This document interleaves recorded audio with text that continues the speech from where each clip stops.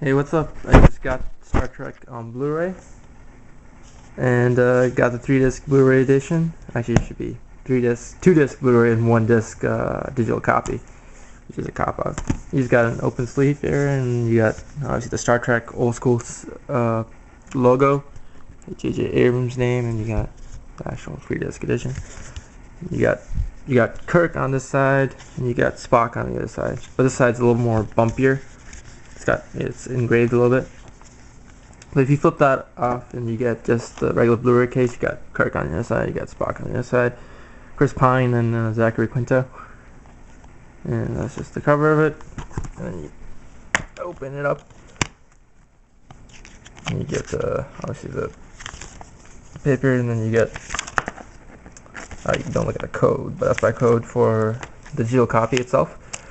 Here's the first disc, second disc, and third disc, which is houses the digital copy and also has a trial for the new Star Trek game on Xbox Live Arcade, which is kind of weird, seeing that it's a Blu-ray edition and doesn't come with a free trial on PS3. But yeah, that's pretty cool. The movie itself is actually one of my favorite movie of the year, I would have to say. And I'm not a Trekkie or Trekker or whatever they call it. This movie itself, the characters were just amazing. Like the characterizations, like I know stuff about Star Trek. Like most of my Star Trek knowledge comes from like references from other shows, like comedy shows. Like I'm like, oh, I remember that character from Star Trek, some with the punchline. I don't know. That's where I remember Star Trek from. And like the casting was just amazing. Like Chris Pine as Kirk was awesome. Like he's cocky but also a good leader at the same point. Spock was also really conflicted it was really, Zachary Quinto was played Spock as a conflicted character and had actual emotions and was really compelling. Scotty was probably my favorite because why am I forgetting his name? The guy from Hot Fuzz. Shoot, what's his name? Okay, I'm sorry. I can't remember the guy's right name, but the guy from Hot Fuzz who's in Star Trek now was amazing in Scotty. That was my favorite character. I love that Scottish accent. I love his movies. Hot Fuzz, Shaun of the Dead. Apparently he's working with those guys again to make another one of those movies, so I can't wait for that. And yeah, the storyline was a great film altogether. Like it's probably one of the best origin stories I've ever seen. Like the way to set up the whole group was just brilliant. And plus the CGI was amazing too. One of the reasons why I didn't get into Star Trek back in the day was one of them was probably I was really young when Star Trek came out. Actually, I wasn't even born when Star Trek came out, or even like when Next Generation was on. I wasn't even interested because this is boring in general.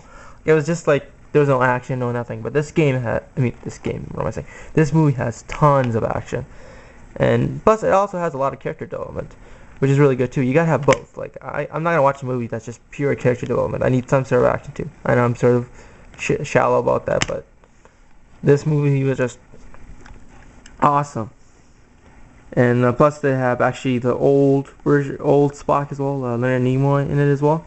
So that will actually be a good cameo for longtime fans, as my mom is as well. And she actually loved this movie. She's an actual Trekker, and she's like, "This is amazing. This is one of the best movies ever. Star Trek movies ever." Let me talk about the special features. The special features, I felt they said it was 3 hours long, but I felt like it felt like it was maybe like less than that, maybe like 2 hours. Like the special features were pretty cool. Like there's a gag reel on it. And probably the biggest disappointment ever, which was the simulator of the USS Enterprise. I was hoping that I could get to walk. It sounded like it was interactive. When you read the caption for the vessel simulator, it sounds like you can walk around and look at all the decks and stuff like that. But you couldn't. It was just like a picture of everything. Like, oh, here's the cargo bay, and they show a picture of it and like a little information. I was hoping you could walk around, or like just page view to everything, but you couldn't, and that was disappointing. Yeah. And with that aside, there's also other good features like obviously casting. They talk about how they cast the characters, and the best thing is the second disc Blu-ray. So all the second disc special features are on high definition, so that's really cool too. And then he just talks about the casting, talks about CGI, all the regular, stuff on DVDs and Blu-rays. And you got the gag reel, which is pretty jokes.